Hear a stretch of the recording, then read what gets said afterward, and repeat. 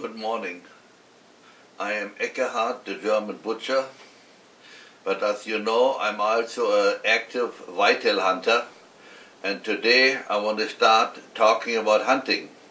Hunting, deer behavior, reaction of the deer, and shot placement. I'm sure what I say, a lot of people will say, oh, I'm full of hot air. But you think about it once and think back what happened to you, you maybe agree with me. Today I want to talk about deer behavior. How does the deer react in the woods? The first thing I learned, that's about 35 years ago, I was sitting in a high stand and I saw about 50 yards away in the brush area deers traveling through. They came to the end of the brush. They had the open wooded area in front of them, and right underneath me was also a brush area. So they came to the edge of the woods, of the brush, stopped, looked and listened, and then they started running through the open area in the woods. And right underneath me they stopped, looked and listened. There were a door on the farm. I had no door permit, so I couldn't shoot anyhow. I enjoyed watching that and learning that. The second time I saw it was a few years later. I was hunting with a friend on his property, and I was kind of sitting on a hill. And down 150 yards away there was a cornfield. And all of a sudden I seen the door on the farm. And they came to the edge of the corn, looked and listened, running the 100-some yards, and stopped almost next to me. It was interesting because the doe was breathing real heavy, and the fawn just went down and started nibbling already. By then I was 100% sure that they will stop, look and listen. A year later, same property, we were at a high stand. There was a trail going through the open area from brush to brush.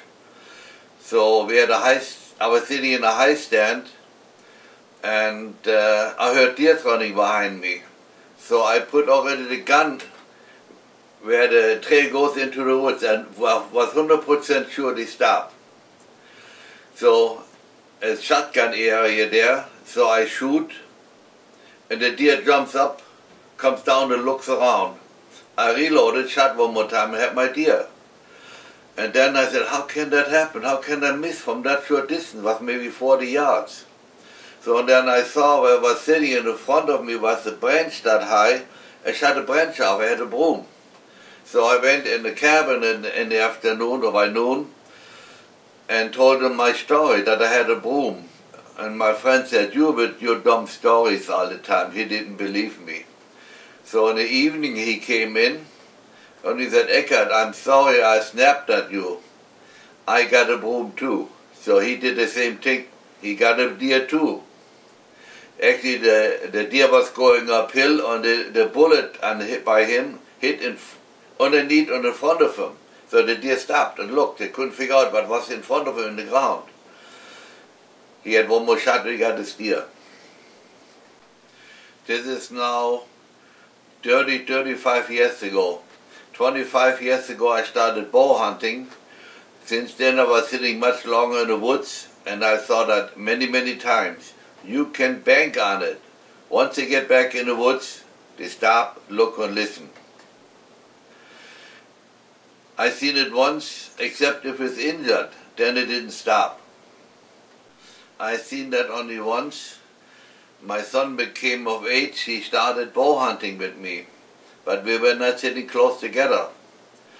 And first in the afternoon I see a deer go by me, and but 2 hours later it comes back, doe on the farm. But the doe came running. First it made so much noise running through the brush, I couldn't figure out why. And she came to the end of the brush and did not stop. So a while later, another deer came. There was the fawn that stopped, looked and listened. Later on I found out my son had a shoulder bone shot. That's why it was running. Now I come to my end for today. All I want to say is have a good hunt next time you go hunting. or in Germany what you'd say Weidmannsheil.